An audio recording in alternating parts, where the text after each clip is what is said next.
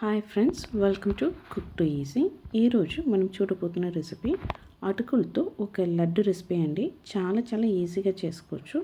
మనం దేవుడికి ప్రసాదంగా పెట్టచ్చు, పిల్లలకు స్నాక్స్గా కూడా చేసేయచ్చు. రండి ఎలా చేస్తామనేది చూసేస్తాం. పొయ్యి మీద ఒక కడాయి పెట్టేసేయండి. 2 కప్పు మాపిలి సంబా రైస్తో చేసిన థిక్ అటుకులు తీసుకోవాలండి. దీంతోపాటు గీ, అలానే మనకు కావాల్సిన నట్స్ అండి.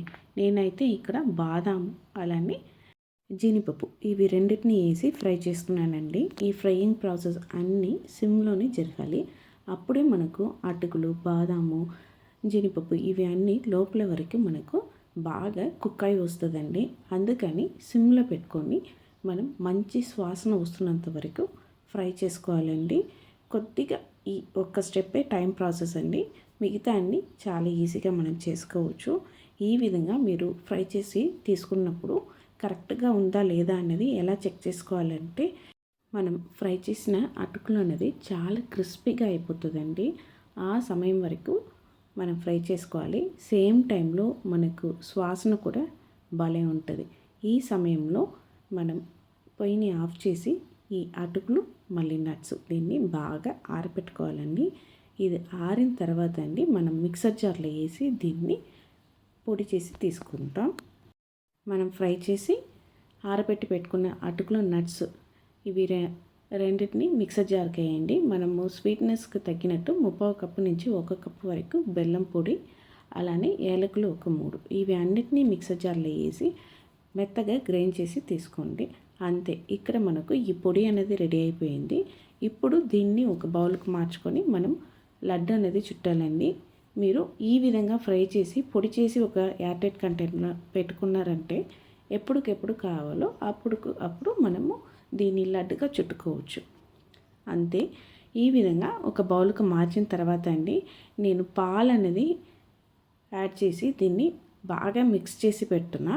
ఈ విధంగా మనం పాలు అనేది యాడ్ చేస్తున్నప్పుడు ఈ పాలు అనేది వేడిగా ఉండాలి. అప్పుడే ఈ వేడి పాలలో మనం వేస్తున్న అటుకుల పొడి అనేది బాగా నాని మనకు లడ్డులు చుట్టడానికి ఈజీ అవుతుంది. మనం వేసిన పాలు అనేది ఈ అటుకులకు బాగా కోటైనట్టు అటుకులు అన్నీ ఈ పాలతో నానాలండి. అప్పుడు మనకు ఇది మెత్తబడి లడ్డు అనేది తినడానికి బాగుంటుంది. ఆ విధంగా మనం కలిపి పెట్టుకోవాలి. ఇలా కలిపి పెట్టిన ఈ అటుకుల్ని మనం కొద్దిగా రెస్టింగ్ టైం అనేది ఇవ్వాలి. ఆ రెస్టింగ్ టైం అనేది ఇచ్చిన తర్వాత మనం దీన్ని లడ్డుగా చుట్టుకోవడమే. ఒక 5 to 10 సెకండ్స్ వదిలిన తర్వాత మనం కావాల్సినంత సైజుకు మనం అటుకులు చుట్టడమే. చేతుకు నెయ్యి రాసుకోండి. నెయ్యి రాసుకొని మనకు కావాల్సిన సైజుకు ఈ అటుకులని మనం లడ్డుగా చుట్టుకోవడమే అండి. ఇక్కడ మనం పాలు వేసి చేస్తున్నాము.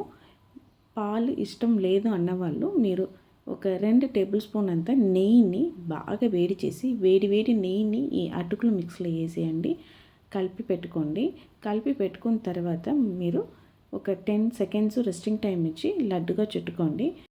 మనకు ఇంట్లో పిల్లలు మిల్లెట్స్ కానీ ట్రెడిషనల్ రైస్ కానీ తినేవాళ్ళు చాలామంది ఉంటారండి. వాళ్ళకు మనం ఏ అటుకులతో చేసామన్నదే తెలీదు. ఈ విధంగా మనం స్వీట్స్ చేసి ఇస్తున్నప్పుడు వాళ్ళు కూడా భలే ఇష్టంగా తింటారండి. మీరు ఖచ్చితంగా ఇంట్లో ఒక్కసారి ట్రై చేసి చూడాలండి, టేస్ట్ చేసి చూడాలి. మీరు ఖచ్చితంగా ఇష్టపడతారండి. మీకు ఈ అటుకులతో చేసిన లడ్డు రెసిపీ నచ్చిందంటే కుక్ టు ఈజీ ఛానల్ని లైక్ చేయండి, షేర్ చేయండి, కామెంట్ చేయండి. తప్పకుండా మన కుక్ టు ఈజీ ఛానల్ని సబ్స్క్రైబ్ చేయండి. బాయ్ అండి.